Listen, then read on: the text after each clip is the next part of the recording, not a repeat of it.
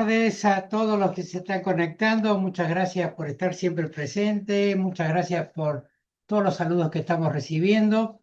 Bienvenidos a una nueva edición de ALAT 2026, el webinar correspondiente al mes de junio. Hoy vamos a contar con la presencia de un gran amigo y gran profesional radiólogo torácico conocido este, en Estados Unidos, Latinoamérica y también en Europa. Pero antes, permítame recordarles a todos ustedes que esta conferencia va a ser grabada para ser subido nuevamente en el website de ALAT para todos los miembros de ALAT que tengan la cuota pagada al día. Y para aquellos que no son miembros de ALAT y que quieren volver a ver esta conferencia, los invitamos a visitar nuestro canal YouTube WebiRats a la dirección youtube.com/webirats. Ya la vamos a pasar por el chat para que ustedes puedan visitar. Y de paso, a aquellos que quieran suscribirse a nuestro canal de WebiRats, les vamos a agradecer, así nos ayudan a difundir y además van a recibir las notificaciones de todas las presentaciones que vamos a hacer.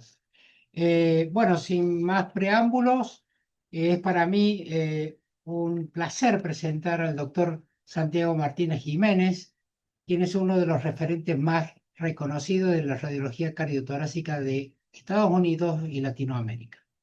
El doctor Santiago Martínez Jiménez es profesor de radiología de la Universidad de Missouri, en Kansas City School of Medicine, y desarrolla su actividad clínica en el Saint Luke Hospital de Kansas City, en el estado de Missouri. Anteriormente, el doctor Santiago Martínez Jiménez ocupó posiciones académicas en diferentes instituciones de gran prestigio, como por ejemplo la Duke University Medical Center, la Universidad de Arizona o la Universidad de Nueva York recientemente. Cuenta con más de 2 décadas de experiencia dedicada a la imagen torácica, la tomografía computada de alta resolución y la radiología torácica en general. Es considerado un experto internacional en enfermedades pulmonares difusas, infecciones pulmonares, patología cardiovascular torácica y tomografía computada de alta resolución. Su producción científica es extraordinaria y ha participado en más de 65 publicaciones científicas con más de 4.000 citas académicas. Es autor y coautor de diferentes libros, como por ejemplo Diagnostic Imaging Chest, que es coautor junto con la doctora Melissa Rosado Christensen y que ya va por la tercera edición, o el famoso High Resolution City of the Lung, que también va por la tercera edición, que es una de las obras más reconocidas en tomografía computada de alta resolución pulmonar y que no debe faltar en la biblioteca de ningún médico radiólogo torácico o aquellas personas que quieran dedicarse a la radiología torácica. A lo largo de su carrera ha recibido el doctor Martínez Jiménez múltiples reconocimientos por su excelencia en docencia y contribuciones académicas otorgadas por organizaciones como la Radiological Society of North America o la Society of Thoracic Radiology. Además, ha desempeñado importantes funciones como revisor, educador y colaborador de instituciones como la American Röntgen Society y el American Board of Radiology. Más allá de su logro científico, el doctor Martínez Jiménez es ampliamente reconocido por su pasión por la enseñanza. Ha impartido conferencias invitadas en Estados Unidos, Latinoamérica y otros escenarios internacionales, formando a generaciones de residentes y fellows que hoy ocupan posiciones de liderazgo en nuestra especialidad. Para nuestro espacio académico es un privilegio contar con la participación de un profesor, investigador, educador y gran amigo de trayectoria internacional cuya experiencia va a enriquecer sin duda a toda nuestra comunidad. Y en el día de la fecha, el doctor Martínez Jiménez nos hablará de un tema muy importante como es la neumonía para el radiólogo general. Bienvenido Santiago y adelante con tu presentación, por favor. Gracias por la introducción, Carlos. Un placer muy grande estar acá. Hacía algunos años no participaba, de modo que me complace mucho estar de vuelta. Muy bien, bueno, una muy buena tardes y noches para algunos de ustedes. Un placer de verdad estar aquí otra vez.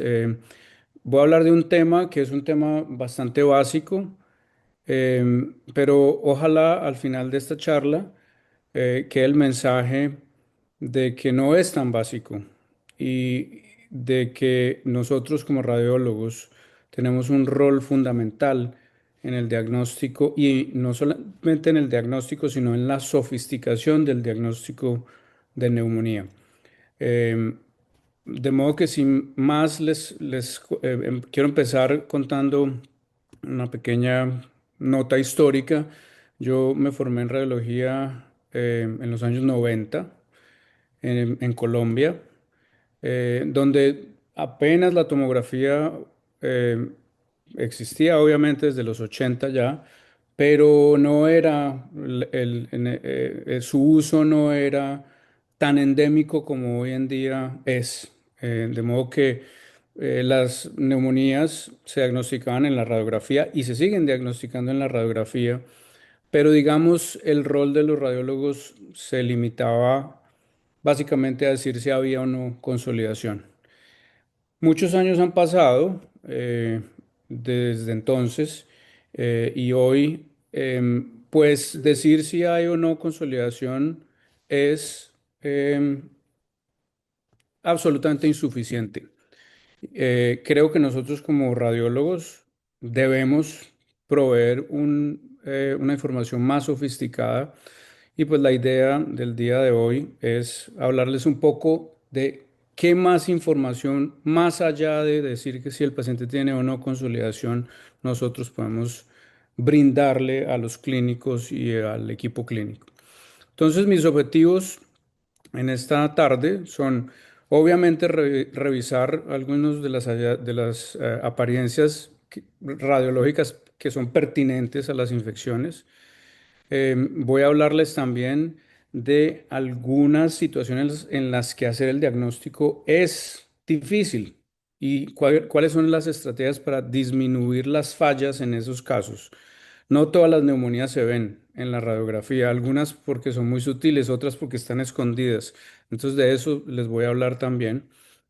Y una parte significativamente importante de esta charla es discutir acerca de algunas herramientas que no son diagnósticas, no son de imagenología, que ustedes pueden y deben utilizar si están lidiando con neumonía. Es decir, una situación que pues vemos todos los días. Cualquier radiólogo general, cualquier radiólogo de tórax va a ver neumonías todos los días.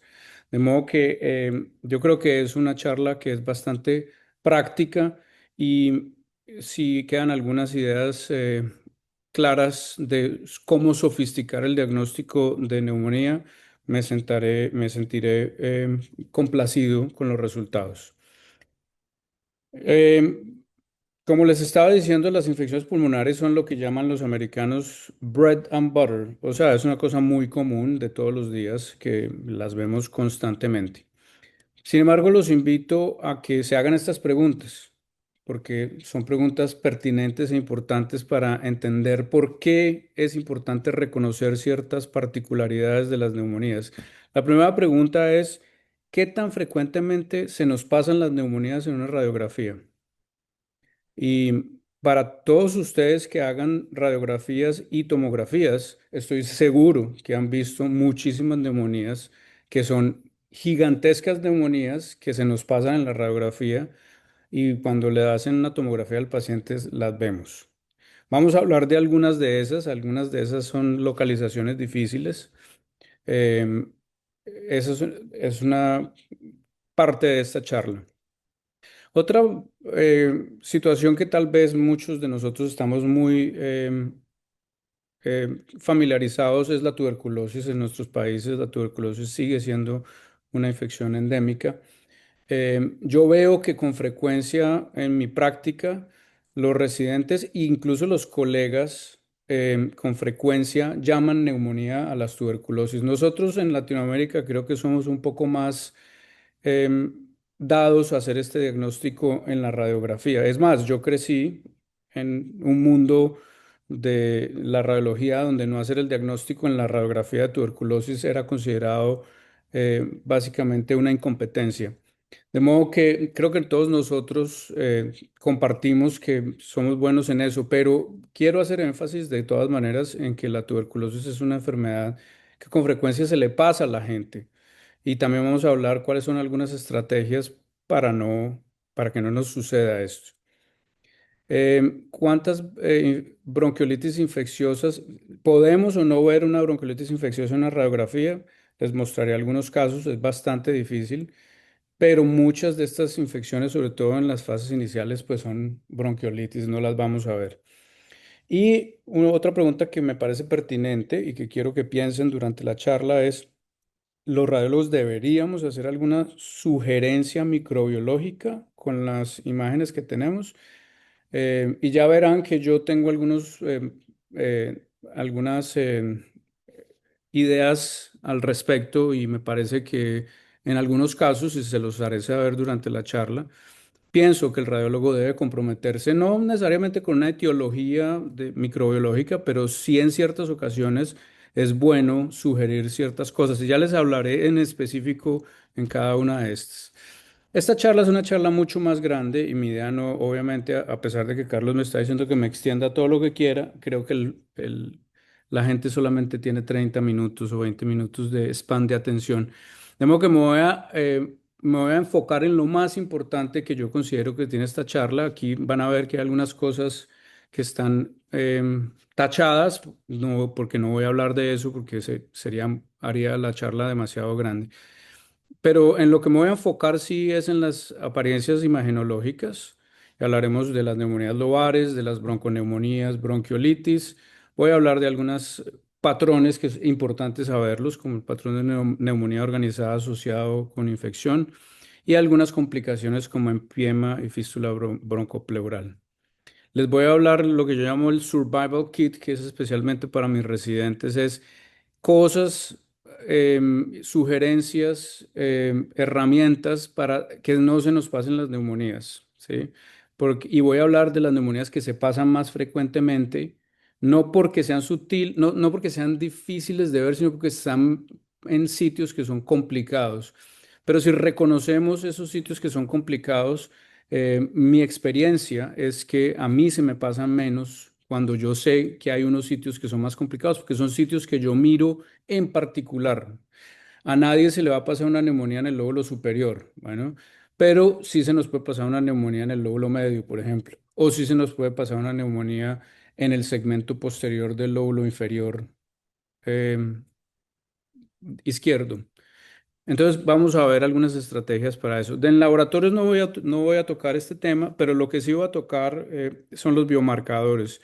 Creo que los biomarcadores son críticos y nosotros como radiólogos debemos estar familiarizados con dos en particular. Hay muchos, pero hay dos que son relativamente fáciles de encontrar en la historia clínica, que son la procalcitonina y el que comercialmente se conoce como Fongitel, que es beta-D-glucan. Ya les hablaré de eso en su debido momento. Entonces, todos sabemos y creo que estamos de acuerdo con que el diagnóstico de neumonía es un diagnóstico clínico.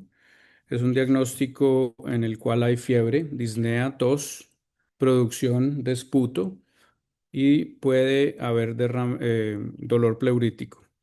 Puede haber una sinnúmero de otros síntomas que pueden o no ser relacionados, como náusea, vómito, diarrea, etcétera.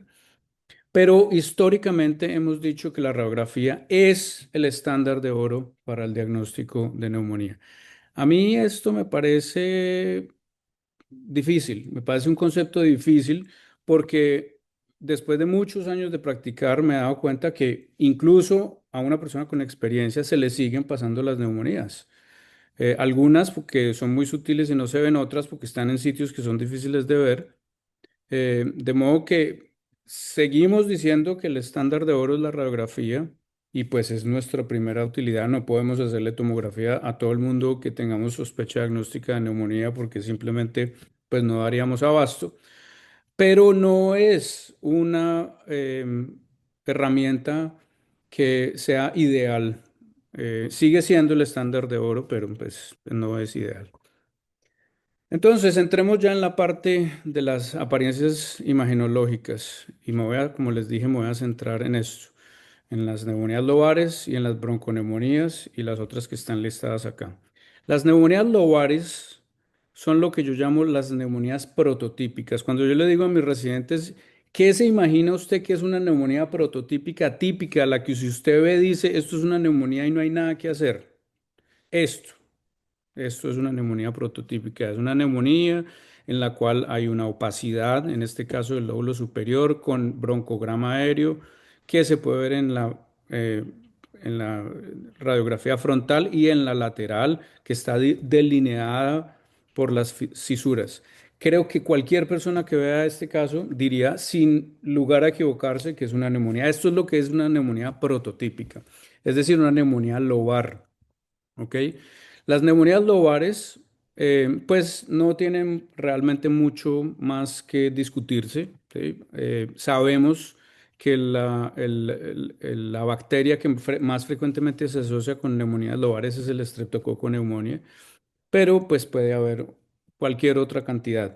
Yo no creo que si uno tiene una neumonía lobar, se tenga que arriesgar a decir microbiológicamente cuál es la causa de esa neumonía, porque pueden ser todas las bacterias que uno se pueda imaginar, pero sí es importante saber que el estreptococo es como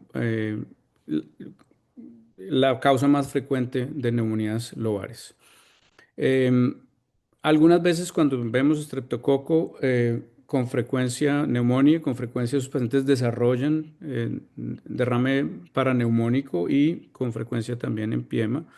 Y si es causado por Klebsiella pneumoniae, algunas veces podemos ver lo que antes denominábamos la neumonía de Freelander, que es cuando hay expansión de las cisuras. La verdad es que yo llevo años buscando una buena expansión, una buena neumonía de Freelander, y el mejor caso que he seguido encontrando es el que está en el libro original de Felson, con lo que he concluido que realmente no es una cosa que sea muy frecuente.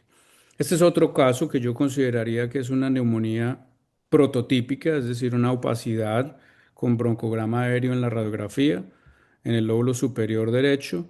Ustedes ven la correlación y pueden ver que hay una neumonía con broncograma aéreo. No tiene ningún misterio, este es un caso de un estreptococo neumonía. ¿Importa el germen? No, no importa, simplemente reconocer que la causa más frecuente de esa neumonía prototípica es el estreptococo neumonía. Este es un caso de Haemophilus influenza y más adelante les voy a hablar de las áreas que son difíciles de ver. En este caso, el segmento posterobasal del lóbulo inferior izquierdo es un segmento difícil de ver en la radiografía. A la gente se le tiende a pasar las neumonías en esta localización, pero como ustedes pueden ver es una neumonía lobar, tanto en la radiografía como en la tomografía. Lo que sí que es importante, así como no es tan importante gastarle tanto tiempo a las neumonías lobares, sí es importante gastarle tiempo a las bronconeumonías. ¿Y por qué?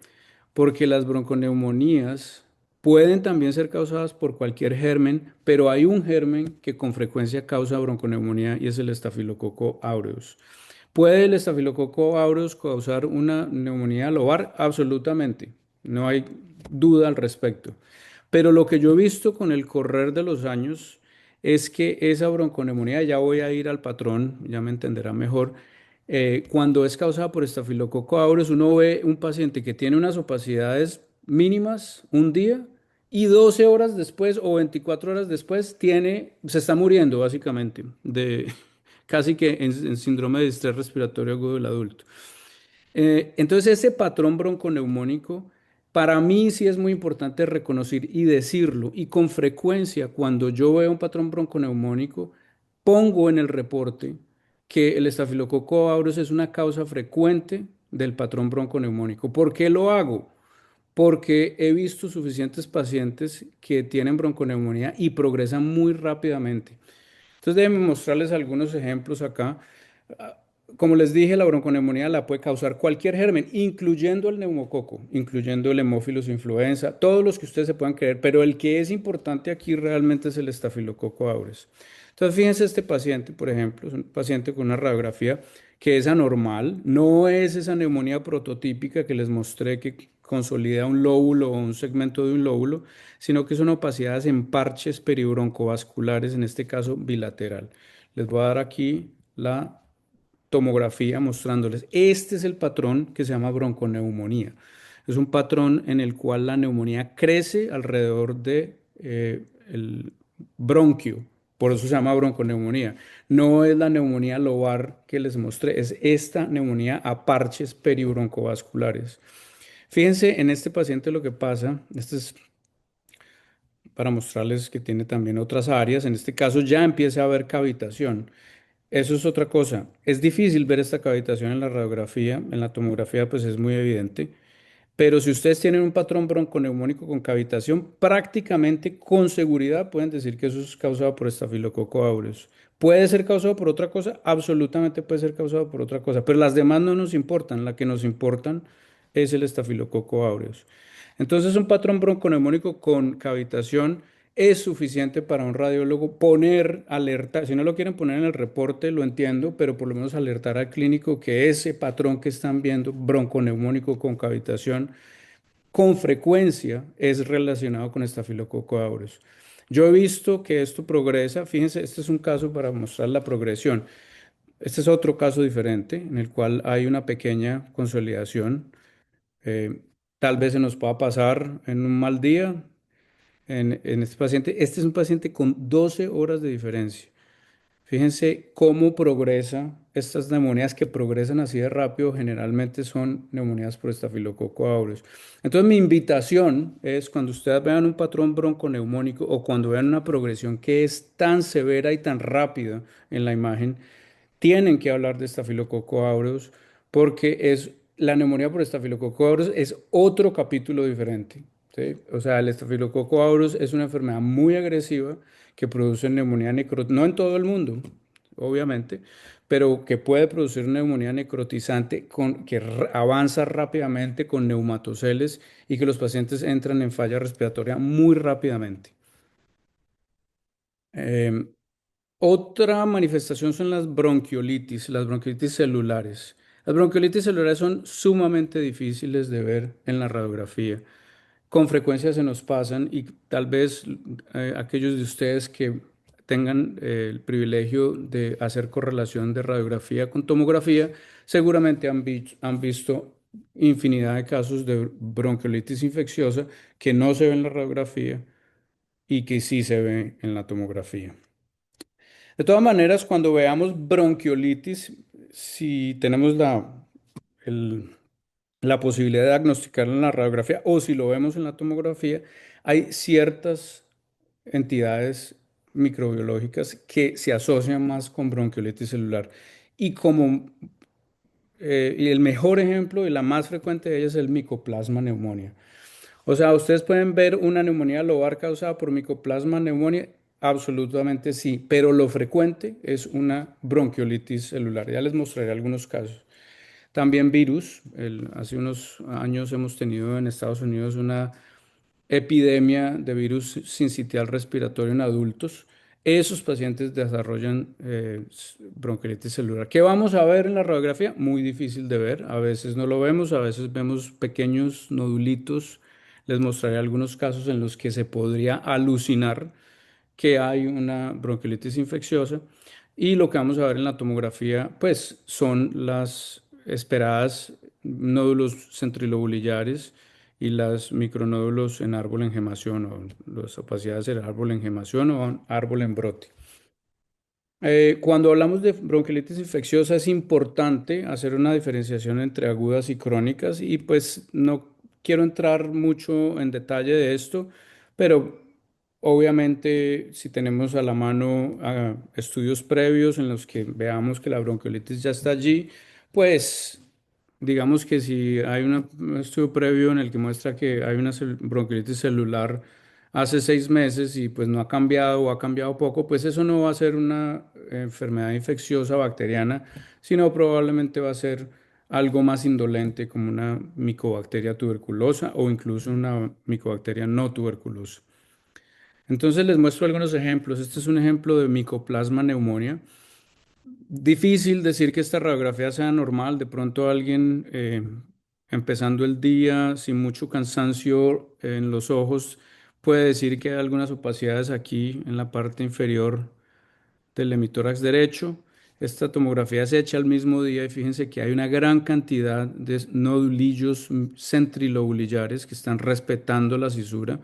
Algunas áreas se ven un poco más coalescentes en los lóbulos inferiores. Este patrón de árbol en gemación o de micronódulos centrilobulillares es un patrón que se ve en pacientes con micoplasma y en pacientes con enfermedad viral como sincitial respiratorio. ¿Puede verse en otras cosas? Absolutamente sí. ¿Ok? Y de hecho, en los pacientes muy al principio que van a desarrollar bronconeumonía por estafilococo aureus, perfectamente esto podría hacerlo también. Entonces, pero el punto de hablar de las bronquiolitis celulares, es decir, las bronquiolitis que tienen nodulillo centrilobulillar, como en este caso, es que con frecuencia son causadas por gérmenes como el Mycoplasma pneumoniae.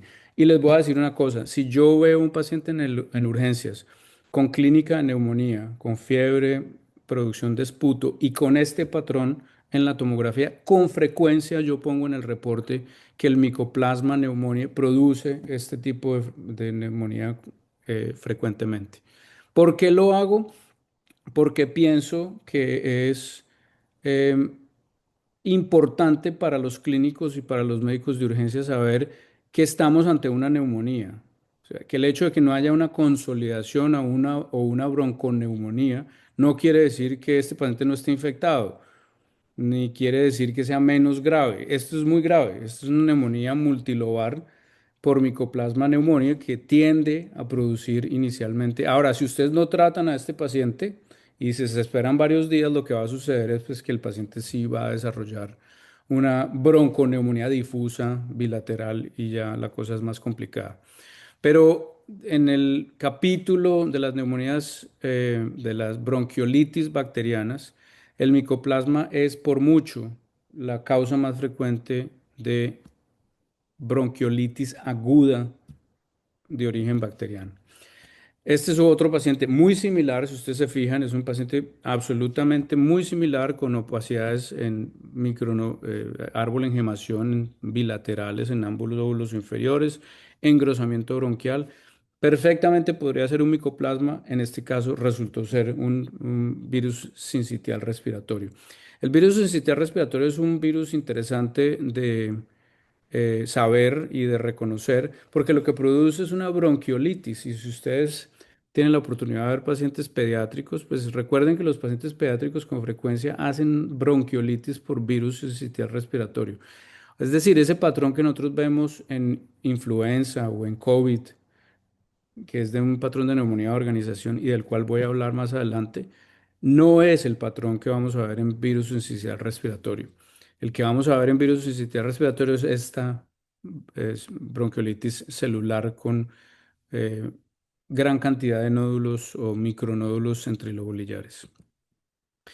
Quiero hablar brevemente del patrón de neumonía de organización en el contexto de infección. Creo que es para todos los que hayan vivido la pandemia y que practicaron radiología durante la pandemia, les queda absolutamente claro y pristinamente claro que lo que vimos durante COVID fue un patrón de neumonía de organización asociado con infección por coronavirus.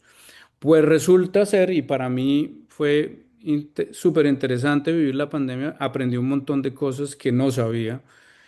Una de las cosas más importantes que aprendí es que ese patrón de neumonía de organización, que entre otras cosas es un tipo específico de neumonía de organización que se llama, las letras en inglés, AFOP, que quiere decir Acute Fibrinous Organizing Pneumonia o neumonía de organización aguda fibrinosa. Es un tipo de neumonía de organización particular que sucede en formas agudas. Es un patrón que se puede presentar en cualquier infección, en cualquiera. Llámese una neumonía lobar por estafilococo aureus, llámese una bronconeumonía o llámese COVID o influenza, cualquier infección pulmonar, y no solamente infecciones, pero hoy estamos hablando de infecciones. Cualquier infección pulmonar puede desencadenar un patrón de neumonía de organización. Y reconocer este patrón para mí fue muy interesante durante el COVID, porque lo que me di cuenta es que lo que yo, por ejemplo, y les voy a mostrar un par de casos de eso, lo que yo pensaba que eran neumonías por influencias multilobares, pues resulta que no lo eran, antes del COVID, pues me refiero. Resulta que no lo eran, eran simplemente pacientes con neumonía de organización que uno nunca biopsiaba y que nunca se biopsiaba porque uno no va a biopsiar una neumonía por influenza o una neumonía por organización de influenza. Pero lo importante y el mensaje que les quiero dejar es que la causa más frecuente de neumonía por organización es la neumonía. Por lo tanto, en los pacientes, cuando hablamos del término neumonía, debemos recordar que no todas las opacidades en pacientes con neumonía son neumonía, sino que hay opacidades en el paciente con neumonía que pueden ser inflamatorias. En este caso, neumonía de organización. ¿Qué vamos a ver en los pacientes con neumonía por organización? Varios hallazgos. Un hallazgo que con frecuencia se ve es masas.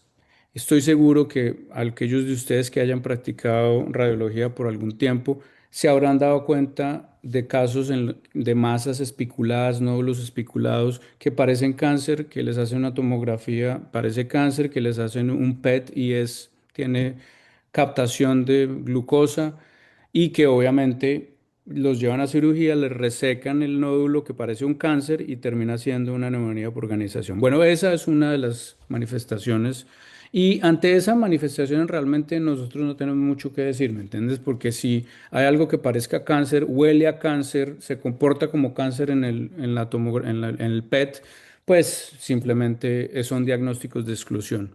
Pero donde sí tenemos algo que decir es cuando esas opacidades son perilobulares o perilobulillares. Y esto pasa con frecuencia en el COVID y la influenza. Este caso me encanta mostrarlo porque son el mismo patrón, tres etiologías diferentes. Entonces, fíjense, este primer caso es un COVID. Creo que los que vimos COVID hace 5 o 6 años o que lo seguimos viendo, ese es el patrón que veíamos, ¿no? Son unas opacidades que no son consolidación, sino que son más vidrio esmerilado o vidrio deslustrado, que son más periféricas, multifocales. Eso era lo que veíamos, ¿ok? Este caso es un caso de influenza. Es exactamente el mismo patrón. Periféricas, bilaterales. Y este caso es el mismo patrón y en este caso es un rinovirus. O sea, cualquier virus nos puede desencadenar este patrón que nosotros vimos durante la pandemia. Y es importante, muy importante para el radiólogo reconocerlo y decirlo. ¿Cómo sabemos que es un patrón perilobulillar? Hablemos de eso porque eso es importante. Un patrón perilobulillar quiere decir que ustedes van a ver en las áreas de opacificación áreas de pulmón que está respetada. Fíjense, áreas y que simulan, o no que simulan, que delinean el lobulillo pulmonar secundario. Fíjense aquí, por ejemplo, hay un área que está respetada. Y si ustedes empiezan a buscar, hay áreas respetadas en todas partes, incluso en el paciente con COVID. Fíjense que hay áreas que están respetadas. Por eso se llama perilobulillar, porque las opacidades están alrededor del lobulillo secundario.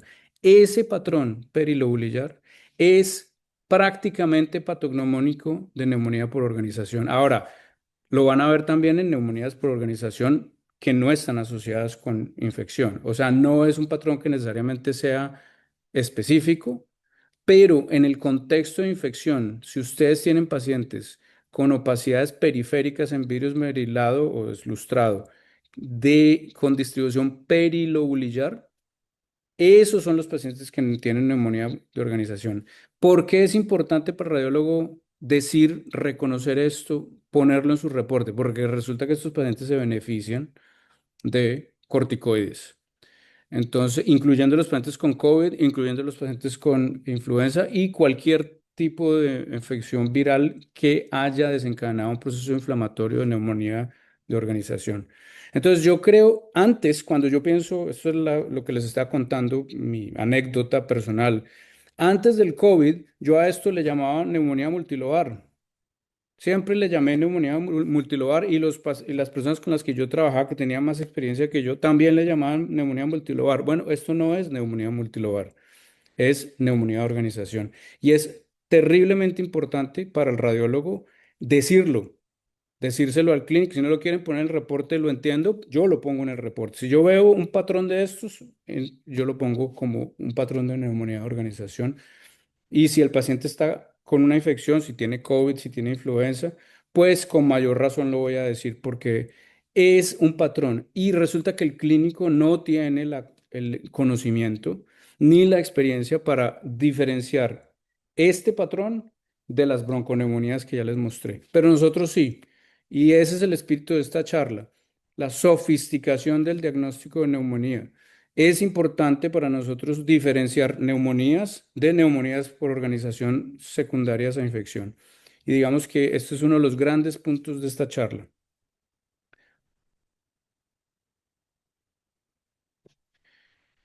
Muy brevemente, en PMI fístula broncopleural lo menciono simplemente porque pues, es una complicación frecuente en el contexto de neumonía y hay algunas cosas que vale la pena conocer. El empiema, pues obviamente se va a ver como una efusión pleural loculada. Hay un signo en tomografía que es el signo de la pleura separada, que no es otra cosa que derrame pleural con engrosamiento de la pleura. Ya les mostraré un caso. Y recuerden que las fístulas broncopleurales más frecuentemente se desarrollan en el contexto de empiema. O sea, si el día que uno vea un neumotórax en el contexto de infección, tiene siempre que pensar en fístula broncopleural, excepto si el paciente pues, le han hecho una punción pleural, ¿no? Entonces, este es un caso de empiema. ¿Qué es lo que vamos a ver? Vamos a ver efusiones pleurales que están loculadas, ¿sí? Siempre que veamos una efusión pleural loculada, especialmente en un paciente que ha tenido infección recientemente, debemos sospecharlo. Y recuerden que el empiema no necesariamente va a pasar en la fase aguda. El empiema con frecuencia sucede 1, 2, 3 semanas después de la neumonía. Entonces, si ustedes reconocen ese hecho, pues si un paciente viene a hacerse un seguimiento de una neumonía y resulta que desarrolló un derrame pleural loculado, pues es su obligación sugerir la posibilidad de empiema. Este es el signo que les contaba de la pleura separada. Y ustedes pueden ver, en este caso hay engrosamiento de la pleura parietal y visceral. Y entonces pueden ver que hay una que se está splitting, que se está abriendo la pleura, que se está bifurcando. Y pueden ver, este es un signo muy característico de empiema.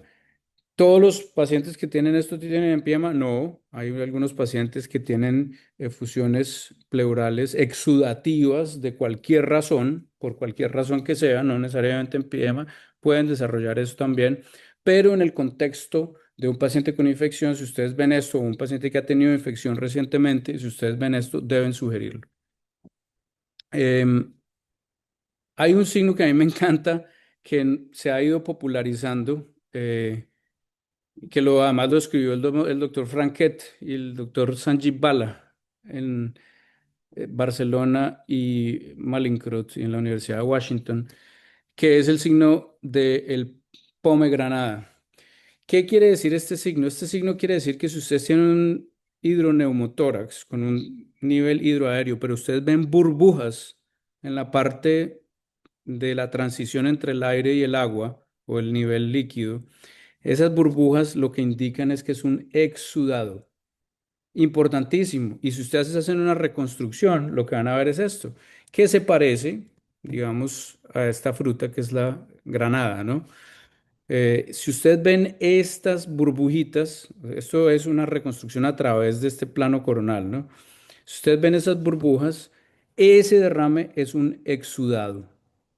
La causa más frecuente de exudado es evidentemente el empiema. Este es un caso de un empiema con una fístula broncopleural. ¿Pueden verlo en otros exudados? Sí. Cualquier otro exudado puede desarrollar este signo, pero digamos que si ustedes están viendo un paciente en el contexto de infección y tienen estos hallazgos imaginológicos, tienen toda la autoridad para decir que es probablemente un empiema. Bueno, les voy a mostrar algunas neumonías que son difíciles de ver porque creo que es algo importante también. Em, Empecemos con la más frecuente de todas. Los pacientes con enfisema pueden tener neumonías que son muy difíciles de ver. Como ustedes se podrán imaginar, hay gran destrucción del parénquima pulmonar con unos grandes huecos enfisematosos, bullosos en el pulmón y pues llenar esos espacios tan aumentados es muy difícil. Por eso, aquellos de ustedes que hayan practicado suficiente tiempo se han dado cuenta que muchas veces a uno se le pasa el diagnóstico de neumonía en los pacientes con enfisema. ¿Qué es importante de saber en estos casos? Reconozcan si el paciente es un fumador y si tiene enfisema. Y yo lo que hago normalmente es cuando yo veo que el paciente tiene enfisema, bien sea porque tiene una radiografía previa, porque yo sé que es fumador y tiene hiperinsuflación, o bien sea porque tiene una tomografía anterior, mi umbral para hacer el diagnóstico de neumonía es muchísimo menor que en un paciente, digamos, de 18 años que no es fumador, ¿sí? Para yo hacer un diagnóstico de una neumonía en una persona de 25 años, 30 años, sin ningún, digamos, condición clínica, pues yo tengo que ver una neumonía que me convenza que es una neumonía. En los pacientes con enfisema no. Cualquier opacidad, y ya van a ver los casos que les voy a mostrar, cualquier opacidad por mínima que sea, tiene que ser considerada una neumonía, especialmente si el paciente tiene, obviamente, manifestaciones clínicas. Hay ciertas otras localizaciones que son muy difíciles de ver, como los retrocardíacos, y no estoy hablando necesariamente de enfisema. Em, las bronquiolitis ya les conté. Y bueno, una cosa importante de decir, siempre que hagamos un diagnóstico de neumonía, siempre, absolutamente siempre debemos seguir ese paciente en el tiempo, en 4 a 6 semanas. ¿Por qué? Porque la neumonía puede simular cáncer. Y cualquiera de nosotros que haya practicado suficiente tiempo se ha dado cuenta que muchísimas neumonías, muchísimos cánceres, no es un escenario común para el cáncer, pero sí es un escenario que sucede que se llaman los cánceres neumónicos, ¿no? El cáncer pulmonar neumónico. Ya les voy a mostrar un caso también. Fíjense, entonces este es un bonito caso de un paciente con enfisema. Es muy difícil uno decir que hay una neumonía ahí, pero si ustedes comparan los ápices, pues hay cierto aumento de la densidad en el lóbulo superior izquierdo. Y esta es la tomografía hecha el mismo día. No hay duda de que este paciente tiene una neumonía lobar, por cierto, del lóbulo superior izquierdo. ¿Cuál es el mensaje? El mensaje es, si ustedes saben que el paciente tiene enfisema, bien sea porque hay una radiografía antes, porque a veces uno puede hacer el diagnóstico de enfisema en la radiografía, ¿no? No siempre. Y no les sugiero que hagan el diagnóstico en la radiografía a no ser de que estén absolutamente seguros de que el paciente tiene enfisema. Entre otras cosas, porque tiene unas implicaciones para los pacientes gravísimas decir que el paciente tiene enfisema. ¿Sí? Sin estar absolutamente seguros. Yo, ¿cuándo estoy seguro que un paciente tiene enfisema? Cuando tiene una tomografía previa en la cual yo puedo decir con certeza que el paciente tiene enfisema. O cuando el paciente tiene bulas, por ejemplo. En esos casos, en la radiografía, no tengo ningún temor en decir que el paciente tiene enfisema. En este caso sabíamos que el paciente tiene enfisema. En esos casos, cualquier opacidad, por mínima que sea, es significativa. Y este es el mejor caso. Algunas personas denominan esto las neumonías de queso suizo, porque son quesos, es un queso, pues son opacidades que tienen unas áreas lúcidas muy grandes, como el queso suizo, ¿no? Y esto es lo que ustedes van a ver. Entonces, ¿cuál es el mensaje? El mensaje es, si ustedes saben que el paciente tiene enfisema, tienen que, obviamente, no esperen ver la neumonía que ustedes van a ver en una persona de 25 años sin ninguna condición clínica. Otros casos que son bastante complejos de ver, que pues no los vamos a ver eh, si no tenemos, por ejemplo, una lateral. Es muy fácil en este caso que se le pase a uno esta neumonía, ¿sí? Eh, si uno solamente tiene la frontal. A mí se me siguen pasando estas neumonías y me muero de la rabia. Además, cada vez que veo esta neumonía y la tengo que hacer el diagnóstico en una tomografía porque pienso que tengo la suficiente experiencia como para hacer un diagnóstico de neumonía en una radiografía, pero tristemente se me siguen pasando. Es el mismo paciente, les estoy mostrando con neumonía y sin neumonía. Algunas personas hablan de eh, las opacidades retrocardíacas, algunas personas hablan de el corazón de marfil porque se ve un poco más. Realmente el diagnóstico no está en la frontal, está en la lateral y por eso es importante hacer laterales. Fíjense, este mismo paciente es el signo de la espina. ¿Qué quiere decir? Fíjense que el diafragma está obliterado, el diafragma derecho está obliterado posteriormente porque hay una neumonía acá. ¿Qué es el signo de la spine o de la espina? Quiere decir, los cuerpos vertebrales inferiores de la columna torácica tienden a ser más lucentes o más negros, si quieren de alguna manera, porque hay mucho más tejidos blandos en esta región. Entonces, si ustedes comparan este cuerpo vertebral con este cuerpo vertebral, pues van a darse cuenta que este es mucho más negro que el de arriba. Cuando eso se invierte o cuando, como en este caso, o cuando el cuerpo vertebral es mucho más denso que uno de los cuerpos vertebrales superiores, ese es un signo de la espina o de la espina torácica o spine sign y es un caso de neumonía. En este caso, pues está también borrando el hemidiafragma derecho, pero estas neumonías son sumamente difíciles de ver. Y desafortunadamente, pues cuando estamos lidiando con el ER o con la sala de emergencia, pues no a todos los pacientes les hacen laterales, de modo que estas son neumonías que se nos pasan con frecuencia. Acá hay otro caso difícil de ver en la radiografía. Yo trato siempre de pararle bolas o de ponerle atención a los hilios y ver si hay alguna asimetría en los hilios. Si ustedes se fijan, acá hay una asimetría en la parte infrahiliar izquierda, pero uno jamás se imagina que hay esta gran neumonía en el lóbulo inferior izquierdo. O sea, es muy fácil que a uno se le pasen neumonías, muy, muy fácil. Entonces yo siempre trato como de pensar cuáles son los sitios difíciles. Uno son los cilios, cualquier cosa que se sobrelape a los cilios. Otras son las regiones retrocardíacas, especialmente el lóbulo inferior izquierdo. Este es otro caso que es difícil de ver. Fíjense que es una neumonía, pero en este caso es anterior, anterobasal. Está comprometiendo la porción anterior basal del lóbulo inferior izquierdo. Son difíciles de ver si uno no tiene la lateral.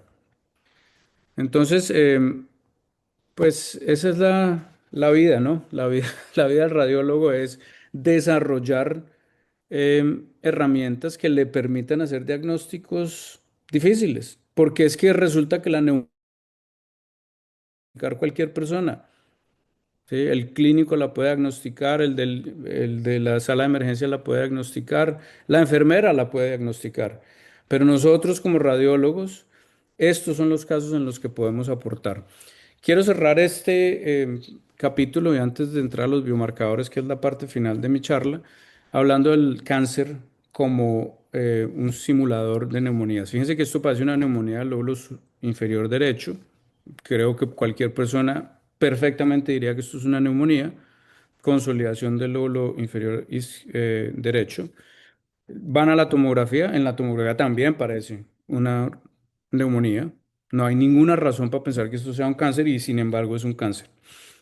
Entonces, recuerden que siempre, yo en todo paciente donde yo digo que tiene una neumonía, siempre sugiero que se haga un seguimiento en 4 a 6 semanas. Siempre. Por esto, porque hay unos casos de neumonía que son cáncer. Y este es el mejor ejemplo, uno de los mejores ejemplos que tengo. Bueno, voy a cerrar hablando de los biomarcadores, porque para mí antes de pararle bolas o de ponerle atención a los biomarcadores, para mí lidiar con infecciones era terriblemente aburrido, porque crecí en una época en la que era hay o no hay consolidación. ¿Sí? Yo soy suficientemente viejo como para haber crecido en esa época. Y resulta que esto, reconocer los biomarcadores, hace que el diagnóstico sea bien interesante y que el radiólogo tenga un rol muchísimo más importante.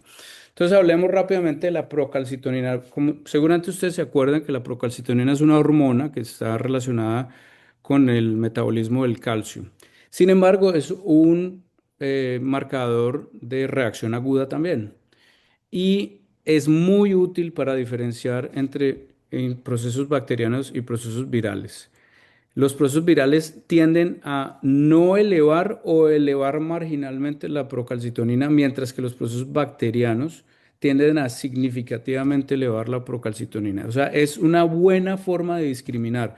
Entonces, si a ustedes tienen acceso a esa información, pues ¿para qué se van a poner a decir que la infección es viral o bacteriana? Si ya tienen una procalcitonina que es muy elevada, pues ya hay todas las indicaciones para decir que es una neumonía bacteriana, ¿no? La procalcitonina se correlaciona con sepsis, o sea, entre mayor sea la procalcitonina, mayor es el riesgo de sepsis y shock séptico. Es interesantísimo porque se empieza a elevar a las 4 horas. O sea, si ustedes piensan, los pacientes que vemos nosotros en nuestra práctica diaria en urgencias son pacientes que llevan más de 4 horas de evolución. O sea, todos los pacientes con neumonía bacteriana, si se les hace procalcitonina, va a estar elevada. Y en la otra, y la parte que es importante acá es todos los pacientes con COVID, sí, neumonía de organización con COVID, influenza, rinovirus, etcétera, van a tener una procalcitonina que es normal o marginalmente elevada, no significativamente elevada. Hoy en día los infectólogos y los clínicos utilizan la procalcitonina no solamente con fines diagnósticos, sino más con fines de tratamiento. Cuando se inicia el tratamiento, la procalcitonina se debe disminuir más de 50% entre 24 a 36 horas. Entonces, si la procalcitonina disminuye, quiere decir que ese paciente puede tener un curso de antibióticos menor o que se les pueden suspender los antibióticos. O sea, hoy en día ya no se dan tratamientos de antibióticos por 10 días, sino que se dan tratamientos de antibióticos basados en la procalcitonina. Por eso, la procalcitonina es muy frecuente y si ustedes le paran bolas a la procalcitonina, se van a dar cuenta que muchos pacientes la solicitan. Entonces, déjenme mostrarles algunos casos que yo creo que son importantes. Este es un caso de una neumonía del lóbulo superior izquierdo. Difícil decir que está cavitada, pero en la tomografía sí que se ve que hay una pequeña área de cavitación. Y este paciente tiene una procalcitonina de 3,25, que es altísima, cuando lo normal es menos de 0,25, ¿no? Y fíjense que la institución, en este caso mi institución, me da una discriminación en el valor de la procalcitonina. Me dice que de 0,10 a 0,25 es bajo riesgo bacteriano, más de 25 riesgo de infección respiratoria baja, más de 5 riesgo de sepsis y más de 2 alto riesgo de sepsis. Entonces, esta es una neumonía por Staphylococcus aureus y fíjense que la procalcitonina era de 3,25. Es muy útil. ¿Por qué? Porque si yo veo esto, una neumonía con una cavitación y con una procalcitonina de 3,25, pues yo puedo decir con certeza que esto es una neumonía bacteriana. Otro caso, este es un caso, perdón, este es un caso de un COVID. Otra vez, fíjense que, no, perdón, de influenza, esto es una influenza. Fíjense que la procalcitonina al inicio es de solo 0,25. Está elevada, está marginalmente elevada, pero no es 3,5, como en el paciente que vemos de Staphylococcus aureus. Estos pacientes, fíjense, esto es lo que les conté ayer. Este es el patrón perilobulillar, en el cual hay lobulillos de pulmón que están preservados o opacidades que están creciendo alrededor de los lobulillos. Ese patrón es un patrón de neumonía de organización. No es un patrón de neumonía multifocal, es un patrón de neumonía por organización diferentísimo, importantísimo de establecer porque esos pacientes se benefician de tratamiento con esteroides. El clínico no tiene por qué saber eso. Porque es que el clínico es clínico porque es clínico, si no sería radiólogo. Entonces, él no tiene por qué saber eso, nosotros sí. Y si nosotros vemos este patrón perilobular, debemos decir que las opacidades son un patrón inflamatorio de neumonía por organización. Y fíjese que incluso de vez en cuando, casos como este, por ejemplo, no sé, de pronto algunos de ustedes dicen que esto es un edema clásico. Para mí no era un edema clásico, era un edema muy asimétrico. Y yo dije, bueno, esto parece una infección. Y voy a la historia clínica y veo que la procalcitonina es no completamente normal. Entonces, pues obviamente si la procalcitonina es normal, pues es poco probable que las opacidades que estamos viendo sean infecciosas, ¿no? Y en este caso era un edema asimétrico pulmonar cardiogénico. El último marcador, ya para cerrar, creo que me extendí más de lo que prometí que me iba a extender, porque son horribles las charlas que sean más de 40 minutos, de modo que les pido una disculpa, pero ya esto es lo último de lo que voy a hablar. Es el Fongitel o el beta-dextraglucán. El beta-dextraglucán, a diferencia de la procalcitonina, no es un biomarcador que se pida siempre, pero es un biomarcador muy fácil de hacer. El beta, este Fongitel se inventó con una idea en particular y es hacerle screening a los pacientes con aspergilosis angioinvasiva, porque era muy importante hacer el diagnóstico tempranamente. El típico paciente post-trasplantado que desarrolla opacidades, era muy importante saber si ese paciente con opacidades que acaba de ser trasplantado, bien sea eh, médula ósea o bien sea algún órgano, si esas opacidades eran o no aspergilosis angioinvasiva. Ese fue el espíritu del Fongitel, identificar esos pacientes. Pero lo que hemos visto, o lo que yo he aprendido del Fongitel, es que en muchísimos otros hongos, con muy pocas excepciones, el Fongitel se aumenta. Entonces vamos a ver, es una forma útil y rápida de discriminar entre enfermedad, entre infección fúngica de otro tipo de infecciones, incluyendo Aspergillus, como ya lo dije, pero también Histoplasma, Pneumocystis jirovecii, Cándida. Solamente hay dos hongos que yo sepa que no aumentan el Fongitel. Uno de ellos es la mucormicosis y el otro es el criptococo. Pero en general los hongos tienden a aumentar el Fongitel. Unos pocos ejemplos, este es un paciente pues obviamente con una masa especulada que parece cáncer, el, y tenía y ustedes pueden ver la masa especulada, parece un cáncer, pues no hay mucho que discutir al respecto, pero tenía un Fongitel de más de 500, ¿no? Entonces, ese Fongitel es el que hace el diagnóstico de enfermedad fúngica. Lo utilizamos muchísimo, no solamente en el contexto de infección. Hoy en día, en la conferencia multidisciplinaria de cáncer, por ejemplo, yo siempre quiero ver un Fungitel, porque es que esto, obviamente, si uno lo ve, pues parece un cáncer, ¿verdad? Entonces, una forma de, antes de intervenir ese paciente, hacerle una biopsia, hacerle un PET, por ejemplo, vale la pena hacerle un Fungitel a esos pacientes porque resulta que si es positivo, pues el chance muy grande es que este paciente tenga una enfermedad fúngica o una infección fúngica y no necesariamente un cáncer. Entonces lo utilizamos no solamente en el contexto de infección, sino también en el contexto de cáncer. Este es un paciente con histoplasmosis, con múltiples nódulos pulmonares bilaterales, algunos con halo alrededor, lo que llamamos el CT, el signo del halo en tomografía. Y fíjense que tenía un Fongitel de 276, cuando lo normal es menos de 90.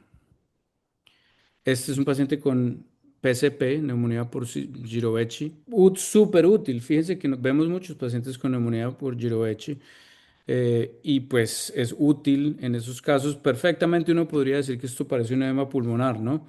Y está bien ponerlo en el diagnóstico diferencial, pero una forma rápida de hacerle screening a esos pacientes es ver el Fongitel. Es un test que es barato, que es rápido de hacer, demora menos de un día.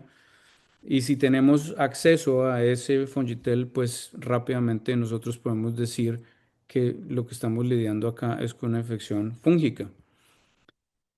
Bueno, de modo que ese era el mensaje que les quería dar. Les hablé de algunas de las imágenes típicas, les hablé de algunas de las que son muy difíciles de ver para que piensen siempre que vean un paciente, por ejemplo, con enfisema.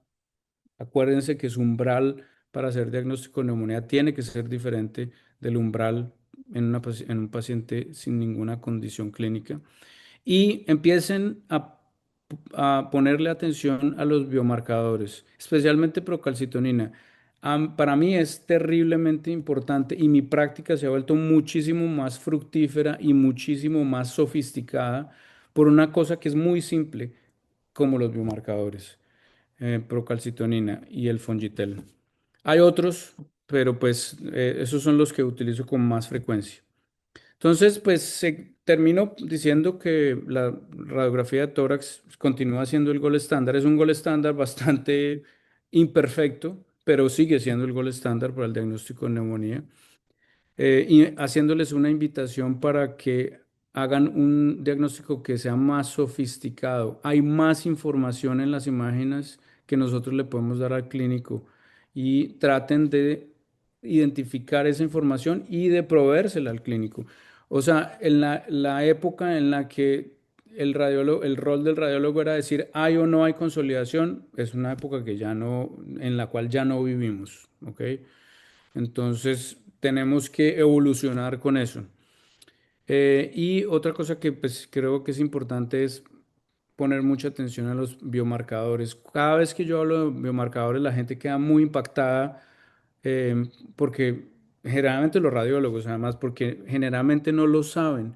Pero resulta que si ustedes hablan con los infectólogos, con los pulmonólogos, esto es una cosa que ellos manejan, o sea, no es nada nuevo. Es más, las veces que yo he tenido esta discusión con mis amigos infectólogos y neumólogos o pulmonólogos, piensan que estoy loco porque pues es una cosa que ellos manejan todos los días, pero resulta que nosotros como radiólogos lo desconocemos. Entonces, si ustedes empiezan a buscar esto, seguramente sus diagnósticos van a ser mucho más sofisticados, mucho más importantes y van a poder ayudar más al clínico. Reconozcamos algunos de los patrones como bronconeumonía y estafilococo aureus. De nuevo, les digo, cuando yo veo un patrón de bronconeumonía, especialmente si hay progresión rápida o si hay cavitación, siempre sugiero la posibilidad de estafilococo aureus. ¿Por qué? No porque quiera ser un héroe y que si es estafilococo aureus vengan y digan, uy, este radiólogo hace diagnósticos microbiológicos. No, ese no es el punto. El punto es que diciendo que una bronconeumonía puede ser por estafilococo aureus, le está diciendo al clínico, ¿sabe qué? Muévase. Muévase y párele bolas a esto, póngale mucha atención porque esos pacientes, ellos lo saben. Los pacientes con estafilococo aureus progresan rápidamente. Entonces, si uno le dice eso al clínico, el clínico se preocupa. Y esa es mi idea. Mi idea es que se preocupe. Las neumonías lobares, pues recordemos que lo más frecuente es Streptococcus pneumoniae y si son bronquiolitis, la más frecuente es Mycoplasma pneumoniae.